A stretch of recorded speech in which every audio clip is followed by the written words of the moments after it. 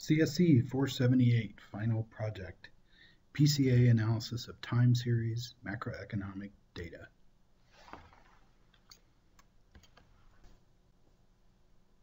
This project is an exploration of macroeconomic data using PCA as a strategy for creation of models that describe various time periods. The purpose of exploring these models is to better understand the potential application of PCA to macroeconomic forecasting. This exploration provides a baseline understanding of the relationships of these models within a common time period, such as models of 12-month periods across the whole of the data set. This will show if baseline models work well over the whole of the data set. In addition, this study adds in the temporal component, since this is time series data, and includes this model similarity over time.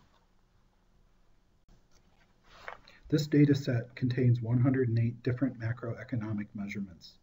These measurements include industrial output, employment and unemployment, consumer sentiment, money supply, and interest rates. These are all very common factors in economic modeling. This data set includes these measures at a monthly level from January 1st, 1959 to December 31st, 2006, which provides an aggregate of 576 observations. I did not remove any factors, preferring to allow the PCA algorithm to find the most pertinent measures. The values were scaled by using a min-max scaler. There are four main concerns addressed in this paper with respect to model comparisons. First is that using a fixed number of principal components, i.e. the top 5, could cripple certain models. Further, what if some models don't reach that cutoff? How do we be sure to include the appropriate number of PCs per model without fixing this number? The answer is to use a common measurement of the variance captured and allow the number of PCs included to vary to meet that threshold. I kept this parameter at a 95% variance captured for all models. Second, since the goal is to measure similarity of models, we need a way to discriminate how one principal component is different than another. This was done by providing yet another cutoff, which is the absolute value of the loadings for that factor in a given component. This has the effect of including the top X factors for a particular component. In each case, based upon the absolute value of the loading being at least 0.10, they are included only if they meet that threshold. Therefore, each component has a varying number of factors based upon this measurement of the impact of the factor. Those with a loading of a lesser value are not deemed to be impactful within this component for this model. With these two working assumptions, any two models can now be compared, allowing them each to exhibit the full variation to need to be a good model for the time period. A third challenge is that models being compared should have had the same n rows of data presented during training. This is handled by windowing over the monthly rows, month by month, and extracting the appropriate range of data for that model. So, for 12-month models, each model is built from 12 rows, each model starting at a different point in the data set. This is the windowing, similar to being a lead value of 12. A fourth challenge is how to compare two models of differing principal components with differing ordering and selection of factors within each component. This is addressed in the similarity algorithm described later. As described previously, the challenge is to compare two models that have various numbers of components that each may also have very different numbers of factors and ordering of these factors included. These factors may be very different in aspect, i.e. IPS 12, the Industrial Production Index of Consumer Goods, versus CES 011, employees of non-farm construction. The key insight for this comparison algorithm is around a sequence of values in a given order.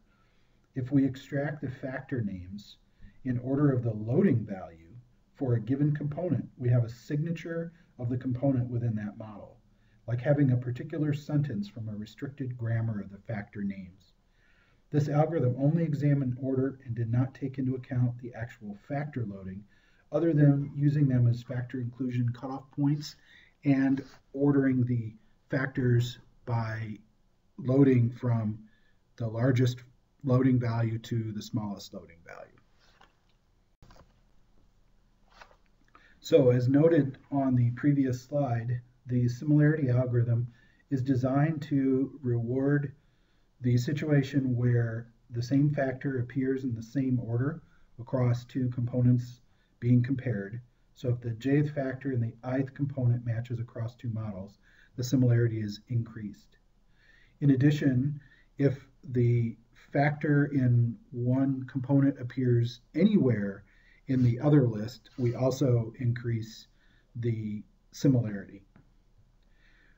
Based on the possible difference in the length of principal components, those scores are then scaled by the length of the longer one, which penalizes for the mismatch of the length of the lists.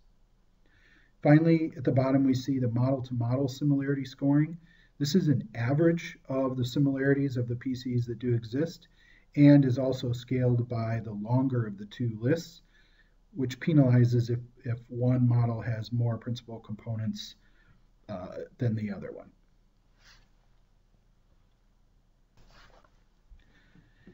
For this analysis process, the code I wrote calculated a principal component model for each month for a variety of leading times. So I calculated 12-month models from month 1 to month 12, then one from month 2 to month 13, then one from month 3 to month 14, and so on, until I've exhausted all the rows of the data set. Then models of groups of models for 18, 24, 30, and 36 months were all calculated similarly. This provides a pool or grouping of models for different lead times. Once calculated, I extracted the necessary number of principal components and factors within principal components that met the criteria as described above for variance and impact of those factors. I then calculated similarities on the Cartesian product of the set within a given lead time. This means that every model was compared to every other model in order to gain a large set of similarities. Then I calculated for each lead time group the similarity month to month based upon the lag model for 1 period lags. In other words, the 12-month model starting for month 2 was compared to the 12-month model starting in month 1. This provides a time series of similarities that show how much the models are the same or different from month to month in temporal order. So for this analysis, I mostly restricted the time periods to those of common economic forecasting horizons: 12 months, 18 months, 24 months, 30, and 36 months. Since the ultimate reason for doing this analysis is to potentially help with forecasting, these were chosen to match the most common macroeconomic forecasting thresholds or models. One of the findings was that within class similarity is very similar across all the time scales. It hovers around about a 0.2 to 0.3 similarity, no matter if we're looking at the grouping of all the 12-month models compared together or all the 24-month models compared together. So they all have fairly low similarity within their group, and all the groups have a very similar low similarity. There is deviation within class, but there's still strong central tendencies. So looking at the distribution of principal components that capture the 95% variance and the count of those, we can see that the number of principal components in the left-hand lower graph ranges from 3 to about 9 for the group of 12-month lead periods. Interestingly enough, the median of the principal components for all time periods levels off at about 7 after we are at the 17 or 18 lead month periods. So as seen before, models within a class, i.e. all the 12-month-long models within their group, are not similar when we are not taking into account temporal relationships. And as we saw before, this principle holds whether it's 12 months, 24, or 30. When we're comparing within class, without reference to the ordering of these models, the similarity is very, very low. However, when we see on the lower right-hand graph, including the temporal relationship shows much better model-to-model similarity within a class. So we see that the average line, the range looks to be about 0.5 to about 0.85, which is much higher than the typical within class similarity of 0.2 to 0.3 as we see on the left. And it looks like the average hovers at about 0.6. So we greatly improve the similarity of our models when we take the time periods into account. However, we can still see a large amount of variability between period to period, and we can see some clear trending at times.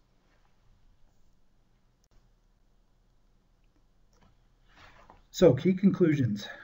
Principal component analysis shows that these models do change significantly over time, given the low common similarity within a lead class. So all the 12-month models, pairwise Cartesian product of all the models shows very low similarity, and that is a large pool of comparisons without respect to any sort of time. We see then, by including the temporal component, that it is important and is required for the quality of the models to be similar. And since these are for forecasting, we want the models to be similar as they can be time period to time period, while still potentially adjusting for new data. The lead time periods used seem to produce very similar results, although examination of the longer period seems to show better fit period to period.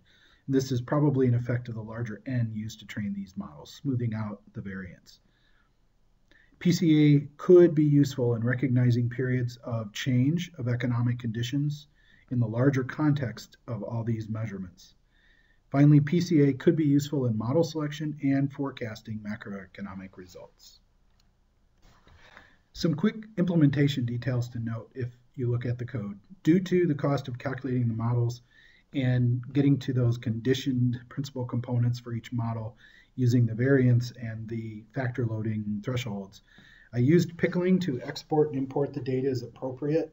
There are flags in the code that control this.